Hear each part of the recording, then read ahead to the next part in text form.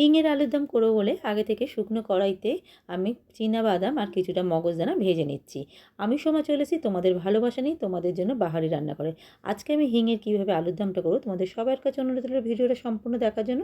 দেখো বাদামটা আর মগজদানাটা কিন্তু ঠান্ডা হয়ে গেছে, ওইটা আমি সম্পূর্ণ ঢেলে দিলাম আমি মিক্সি বাটির মধ্যে। এর মধ্যে দিয়ে দিলাম আমি পরিমাণ মতন আদা কুচি, আর দিয়ে দেবো একটা টমেটো কুচানো, দিয়ে দেবো অল্প একটুখানি জল দিয়ে কিন্তু মিক্সিতে আগে মশলাটাকে পেস্ট করে নেব। মিক্সিতে দেখো মশলাটা পেস্ট করে নিয়েছি। এদিকে কিন্তু গ্যাস জ্বালিয়ে কিন্তু কড়াইও বসিয়ে দিয়েছি কিন্তু এর মধ্যে পরিমাণ মতন সর্ষের তেল। তেলটা গরম হয়ে এসছে, ফোড়নের জন্য দিয়ে দিলাম আমি এখানে হাফ চামচের মতন সাদা জিরেটা দিয়ে একটুখানি ফোড়নটা হয়ে যাক। এর মধ্যে দেখো ফোড়নটা হয়ে গেছে, এবার এর মধ্যে দিয়ে দেবো আমি হাফ চামচের মতন হিং। তেল দিয়ে হিঙের একটুখানি গন্ধ বেরালে পরে এর মধ্যে দিয়ে দেবো আমি কিছুটা গুঁড়ো মশলার মধ্যে এখানে দেখো দিয়েছি আমি জিরের গুঁড়ো, ধনের গুঁড়ো, লঙ্কার গুঁড়ো, হলুদ গুঁড়ো, আর দিয়েছি স্বাদ মতন একটু কাঁচা লঙ্কা বাটা। দিয়ে দেবো অল্প একটুখানি জল দিয়ে কিন্তু মশলাটা দিয়ে একটুখানি কষিয়ে নেব। এর মধ্যে দিয়ে দেবো আমি স্বাদ মতন চিনিটা। মশলার মধ্যে কিন্তু চিনিটা দিয়ে একটু কষাবো, তাহলে কালারটা খুব ভালো আসবে।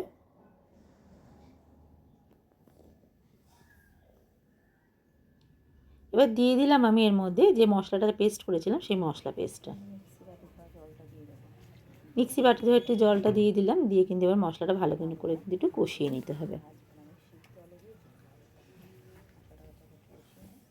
দেখো মশলাটা কিন্তু খুব ভালো মতন কষানো হয়ে গেছে। আর এখানে কিন্তু আমি আলুটা আজকে ভেজে নিইনি, আমি সিদ্ধ করে নিয়েছিলাম আলুটা। নুন দিয়ে আমি অল্প একটু জল দিয়ে কিন্তু আলুটা সিদ্ধ করে নিয়েছিলাম।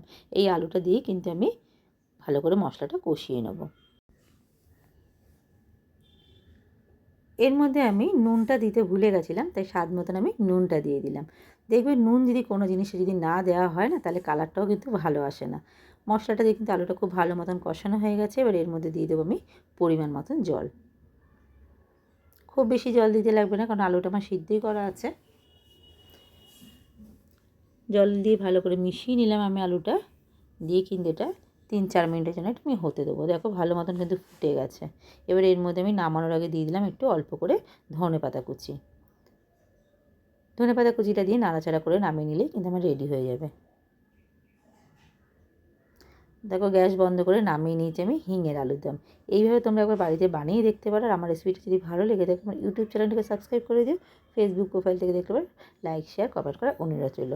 আবার আসবে তোমাদের কাছে নতুন কোনো রেসিপি নিয়ে তোমাদের জন্য বাহারি রান্না করে। এটা তোমরা লুচি, পরোটা, পোলাও সব কিছু